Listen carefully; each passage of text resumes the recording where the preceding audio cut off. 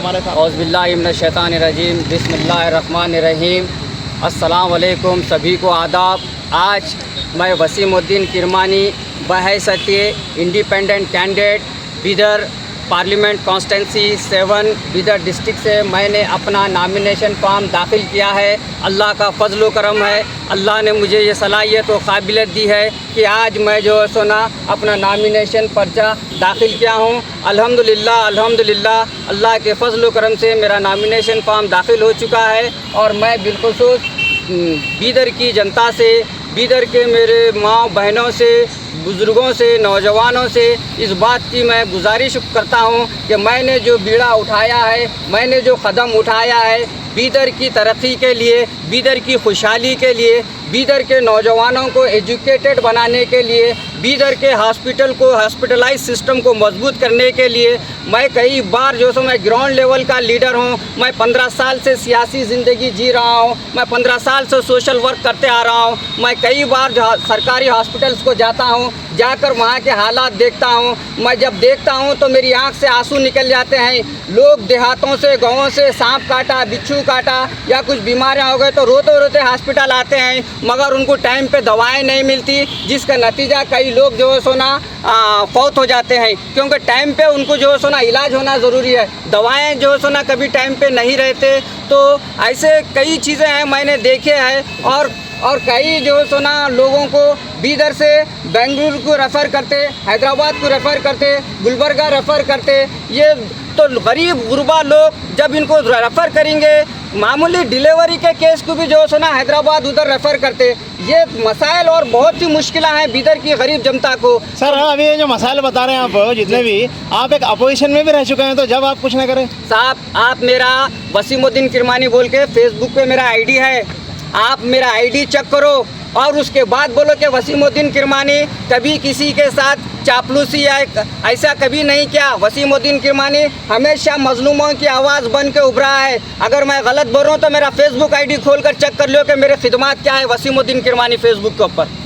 तो अपोजिशन में रहते हुए काम करें आप, एक लीडर बन। साहब, अपोजिशन रहते, पार्टी में रहते, वो मतलब नहीं है। जनता के खिदमत एक लीडर थे ना आप, करेगा नहीं? लीडर हूँ, लीडर था नहीं, लीडर हूँ और मरे दम तक लीडर रहूँगा। लोगों की क़यादत करता रहूँगा मैं इंशाल्लाह। जब कुछ करेगा नहीं करेगा? हमेशा करते आया हूँ। मेरे खिदमत आप फेसबुक आईडी पे खोल के देख लो।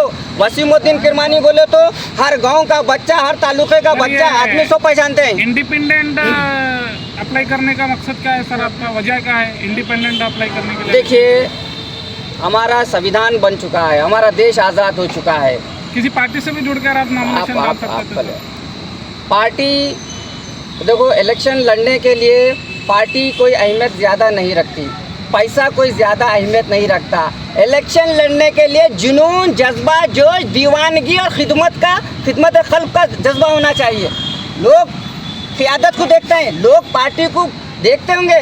लोग जो क्या देखते हैं कि सामने वाले इंसान की शख्सियत क्या है, इसके अंदर लीडरशिप कायदाना सलाहियत है नहीं, इन्हें क्या कर सकता है, इन्हें अभी तक क्या किया है, वो चीज़ देखते हैं। मेरी नज़र में पार्टी पैसा ज़्यादा अहमियत नहीं रखता। मेरी नज़र में अहमियत रखता है तो अवाम की खिदमत, मेरी नज़र में अहमियत रखता है तो लोगों के बहते हुए आँख के आंसू पोंछना, उनके साथ हमदर्दी करना, उनके साथ हक तलफी हो रही तो उसके खिलाफ आवाज़ उठाना। अच्छा, अभी उनको दिलाना। आखिर तक बने रहेंगे आप इलेक्शन में, क्या बीच में कहीं पर भी बिक जाएंगे आप? मैं रब्बुल इज़्ज़त आलमीन पाक परवरदिगार से उसकी बारगाह इलाही में ये दुआ करता हूँ, या मेरे मौला, तू मुझे जो हिम्मत दिया है उसी हिम्मत के तरह से मैं आज अपना नॉमिनेशन डाला हूँ। ऐ मेरे मौला, तू मेरी आवाज़ को सर बुलंद रख अल्लाह, जब तक हयात दिया है, और मुझे इस इंतखाबात में साबित कदम रख मेरे मौला। या अल्लाह, जो लोग भी मुझे रोकने के लिए, मेरी आवाज़ को दबाने के लिए, ये मेरी आवाज़ नहीं, ये बिदर ज़िले के मज़लूम जनता की आवाज़ है, बेबस लोगों की आवाज़ है। मैं बिदर की जनता की आवाज़ हूँ। बाज़ लोग इस आवाज़ को दबाने की साजिश करेंगे। या अल्लाह, तू उनके साजिशों को नाकाम कर दे और मुझे कामयाबी से हमकिनार कर दे, और मुझे इलेक्शन पूरा लड़े तक साबित कदम रख अल्लाह, और मुझे कामयाबी से हमकिनार कर दे मेरे मौला। अभी ये बड़े एम पार्टी में थे सर, उसके बाद आप JDS पार्टी में गए और अब अचानक आप इंडिपेंडेंट कैंडिडेट से नॉमिनेशन किया। यस सर, क्या है? बेहतरीन आपका सवाल है। मेरा सियासी सफ़र जो है सो ना 15 साल का है। मैंने अपनी सियासी आँखें ऑल इंडिया मजलिस इत्तेहादुल मुस्लिमीन में खोली। मैंने अपनी सियासी तमन्नाएं और सियासत करना और लोगों की खिदमत करना, वक्त के हुक्मरानों की आंख में आंख डाल के मजलूम जनता के हुकूक़ की लड़ाई लड़ना मैंने मजलिस इत्तेहादुल मुस्लिमीन से सीखा है।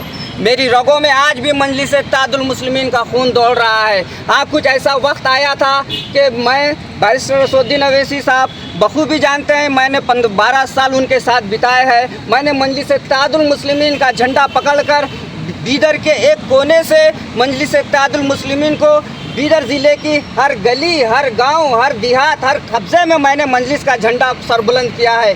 बस अकलान की जनता जानती है वसीम किरमानी ने मजलिस के लिए क्या किया है। हुमनाबाद की जनता जानती है वसीम किरमानी ने मजलिस के लिए काम किया है। चुड़गुप्पे की जनता जानती है कि वसीम किरमानी मजलिस का बेबाक सिपाही था।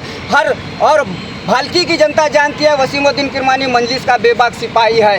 वसीमुद्दीन किरमानी हकीकी मजलिसी सिपाही है। पार्टी छोड़ने की वजह क्या है सर आपकी? हाँ, ये बात सही है। पार्टी के अंदर मैं एक जो सुना एक छोटा सा सिपाही था और मैं पार्टी छोड़ने की मेरी वजह ये थी कि कौंसलर इलेक्शन के अंदर इंतखाबात में मेरे वार्ड से जो सुना किसी और को टिकट दिया गया, जो वार्ड का मैं 90% वोटर्स मेरे वार्ड के थे, जैसा कि इन्हों जानते हैं, इनको भी मालूम है। वो वार्ड का मैं टिकट का हकदार था। मेरे साथ हक तलफी करे। बैरिस्टर साहब को ये नहीं मालूम ग्राउंड रिपोर्ट, बैरिस्टर साहब को जो सुना गायब का इल्म नहीं है, मगर यहाँ के लोग जो गलत रिपोर्ट वहाँ तक पहुँचा के मेरे साथ हक तलफी करे, इस वजह से मैंने पार्टी को छोड़ा था।